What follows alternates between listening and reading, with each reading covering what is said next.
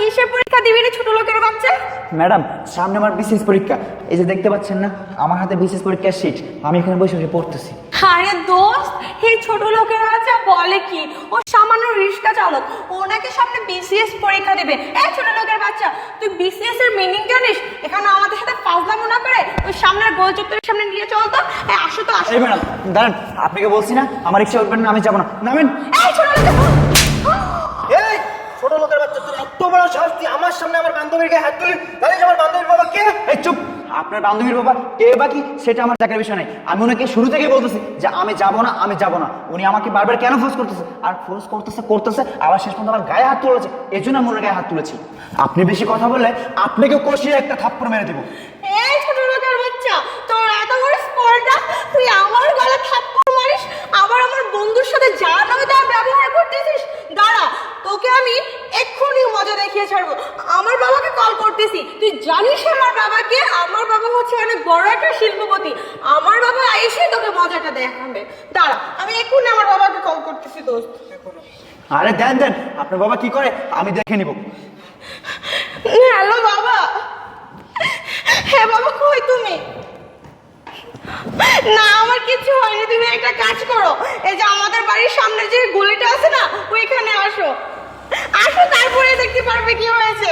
হ্যাঁ আসো। দাঁড়া, আমার বাবা আসতেছে, এসে তোকে মজা দেখাবে। তুই আমার গালে হাত তুলেছিস, তাই না? আরে আপনার বাবাকে আসতে বলেন না, আসুক আগে।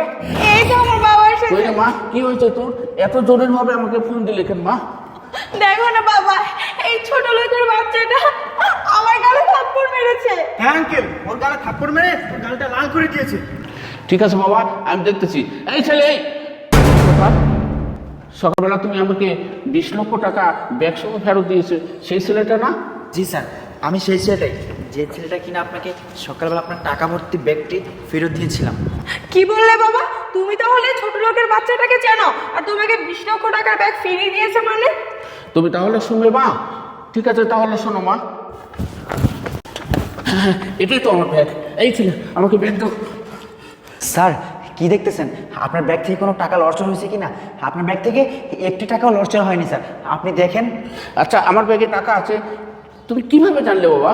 হ্যাঁ স্যার, আমি জানি আপনার এই ব্যাগের মধ্যে অনেকগুলো টাকা আছে, আমি খুলে দেখেছি। কিন্তু স্যার এতগুলো টাকা আমি বাপের জন্য একসাথে দেখিনি। হ্যাঁ বাবা, আমার ব্যাগে 20 লক্ষের বেশি টাকা আছে। তুমি চাইলে এই টাকাটা নিয়ে তুমি চলে যেতে পারতে, কিন্তু বাবা তুমি বসে আছো কেন? হ্যাঁ স্যার, আমি জানি যে আপনার এই ব্যাগে 20 লক্ষ টাকারও বেশি আছে, কিন্তু আমি ইচ্ছা করলে আপনার ব্যাগটি নিয়ে চলে যেতে পারতাম। কিন্তু কেন জানেন? কারণ আমার ফ্যামিলি থেকে আমাকে এই শিক্ষা দিয়েছে যে সাদাকে সাদা বলতে আর কালোকে কালো বলতে। স্যার, অন্যের জিনিসের প্রতি না আমার কখনো কোনো লোভ নেই। আর আপনার টাকাটা নিয়ে হয়তো আমি কিছুদিন সুখে থাকতে পারতাম, কিন্তু আল্লাহ তাআলা আমার উপর অনেক শাস্তি দিত। আর তাছাড়া এই টাকার মালিক তো স্যার আপনি, তাই আমি আপনার জন্য এখানে বসেছিলাম। আচ্ছা বাবা, এই জামানায় যে এখনো এত ভালো লোক আছে, এটা আমি কল্পনাও করতে পারিনি। বাবা, তুমি যদি চাও আমি তোমার সততার কি আর দিব দাম। আমার তরফ থেকে 1 লক্ষ টাকা তোমাকে দিচ্ছি বাবা, তুমি না না শুনে স্যার, নাও। আপনি কি বলছেন? আমি এই টাকা নিতে পারবো না। আমার ফ্যামিলি থেকে আমাকে কখনো এই শিক্ষা দেয়নি। স্যার, আপনি আমার জন্য দোয়া করেন। আর আমার মা না অনেক অসুস্থ, আপনি আমার মার জন্য দোয়া করেন। আচ্ছা বাবা, আমি মন থেকে দোয়া করতেছি বাবা, আল্লাহ পাক যেন তোমাকে অনেক বড় করে বাবা, আর তোমার মাকে যেন সুস্থ করে। ঠিক আছে বাবা, আমি আসি বাবা। ওয়ালাইকুম সালাম। এবার শুনেছো মা?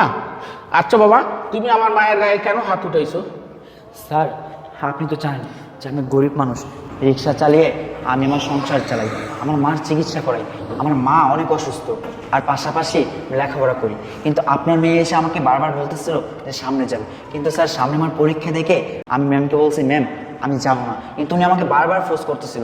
ফোর্স করার পরে এবং কি আমার গায়ে পর্যন্ত হাত তুলতে চেয়েছিল। এই জন্য স্যার আমি রাগ করে ওনাকে থাপ্পড় মেরেছি। স্যার, এখন আপনি বলেন আমি কি কোনো ভুল করেছি? হ্যাঁ, ভুল করেছিস, মস্ত বড় ভুল করেছিস। কি বলেন স্যার? আমি কি ভুল করেছি?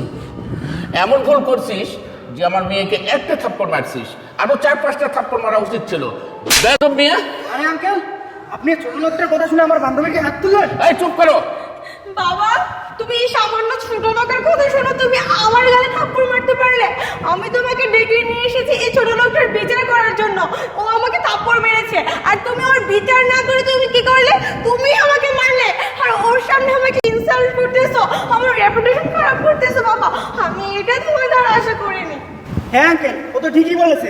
আমরা তো আপনাকে ডেকেছি বিচার করতে, উল্টে আপনি আমাদেরই শাসন করছেন। এই চুপ কর, তুই আমার মেয়েটার সঙ্গে মিশে মিশে আমার মেয়েটাকে খারাপ করতেছিস। দেখ মা, তোকে লক্ষ লক্ষ টাকা খরচ করে শিক্ষিত করেছি, কিন্তু সুশিক্ষিত করতে পারিনি। একজন রিক্সাওয়ালার কাছ থেকে তুই শিখে নে মা।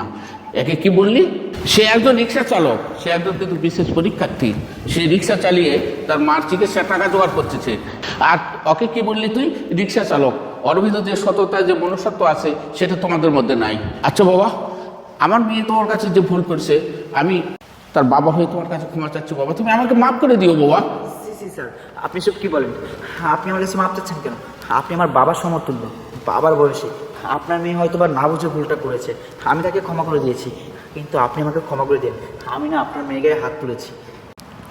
আচ্ছা এই ছেলে, তুমি এখানে কোনো দাঁড়ায় আছিস? যা এখান থেকে। এই আয় তুই আমার সঙ্গে।